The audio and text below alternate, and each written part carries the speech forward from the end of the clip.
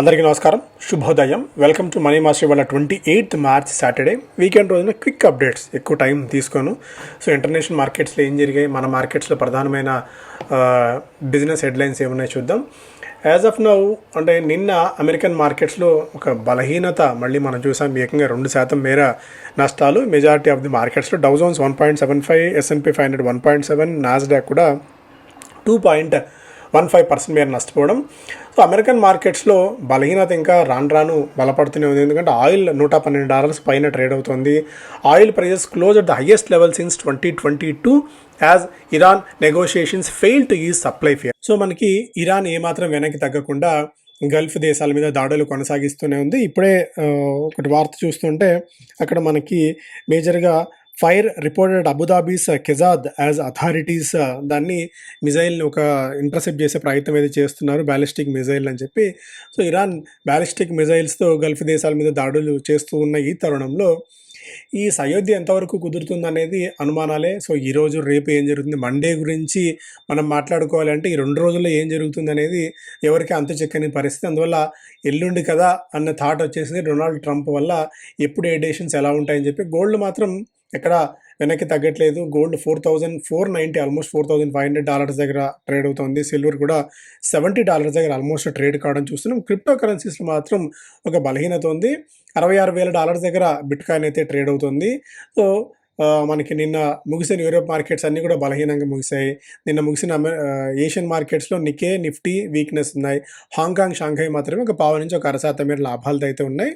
So మొత్తానికి ఈ international మార్కెట్స్లో ఎస్పెషల్లీ ఇరాన్, ఇజ్రాయెల్, యూఎస్ మధ్య జరుగుతున్న ఈ దాడులు, ఈ యుద్ధ వాతావరణం అనేది కొద్దిగా మార్కెట్స్ని టెంటర్ హుక్స్ మీద, అంటే ఇప్పుడు ఏ టైంలో ఏం జరుగుతుందో తెలియని ఒక అనిశ్చితిలోకి నెట్టిన తరుణంలో దీనికి తోడు మళ్ళీ యుఎస్ కూడా అక్కడికి కాల్బలాన్ని పంపి, అంటే గ్రౌండ్ ఫోర్స్ని పంపి ఇరాన్లో క్లియరెన్స్ చేయడానికి సిద్ధమవుతున్న ఇది తర్వాత ఈరోజు రేపు డెవలప్మెంట్స్ మండే మార్కెట్స్ మీద మనకి ఇంపాక్ట్ చూపిస్తాయి. But as of now American మార్కెట్స్లో భారీ పతనం నేపథ్యంలో మన మార్కెట్స్ కూడా మండే రోజున బలహీనతను అయితే ఎక్స్పెక్ట్ చేస్తున్నాం.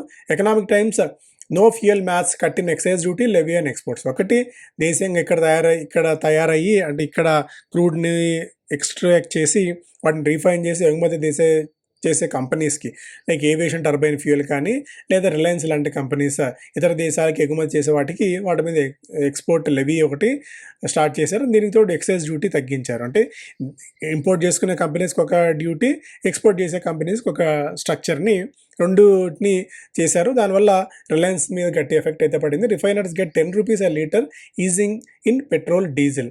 Government takes measures to ensure supply. ఇక్కడ ఓఎంసీస్ పదే టైట్లోకి వెళ్తే, ఇబ్బందుల్లోకి వెళ్తే అసలు సప్లై చేయడానికి వాళ్ళు అంత సంసిద్ధత చూపకపోవచ్చు అనే ఉద్దేశంతో వాళ్ళని ప్రొటెక్ట్ చేయడానికి ఈ ఎక్సైజ్ డ్యూటీలో కోత విధించింది ప్రభుత్వం. అదొకటి. And LPG allocation for industry 20% మేర పెరిగింది. పిఎన్జి అడాప్షన్ విపరీతంగా పెరుగుతోంది.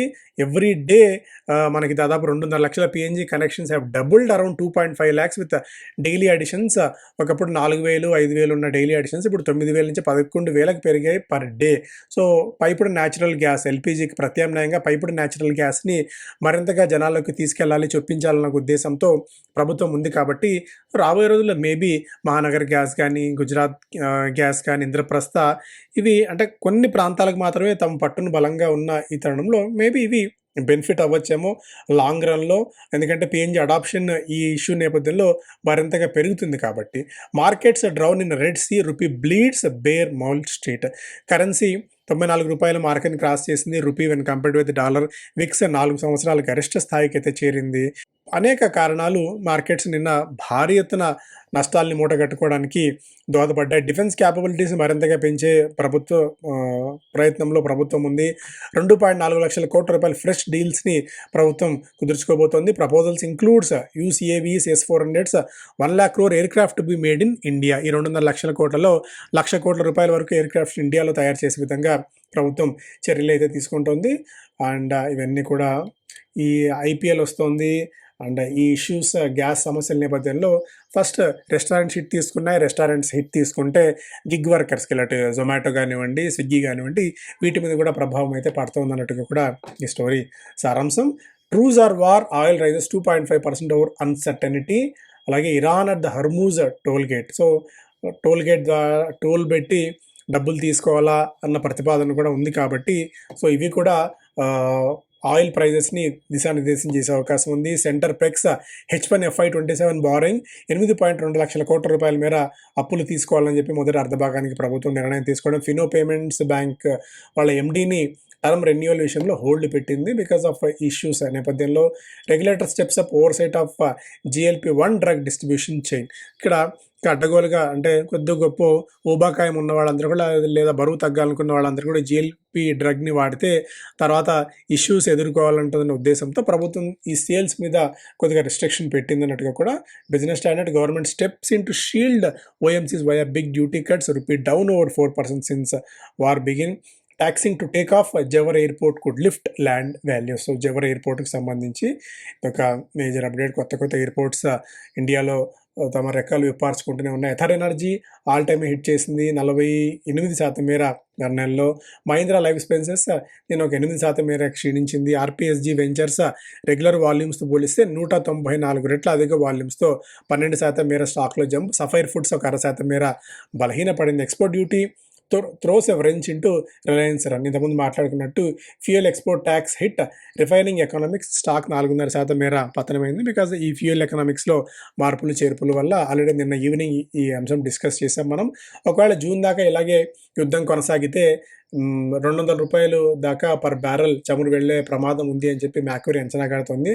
ఒకవేళ నిజంగా కనుక అదే జరిగినట్టయితే చాలా ఎకానమీస్ మునిగిపోతాయి వితౌట్ ఎనీ డౌట్. ఎస్పెషల్లీ మనలాంటి ఎకానమీస్ కూడా తీవ్రమైన ఎఫెక్ట్ అవుతుంది.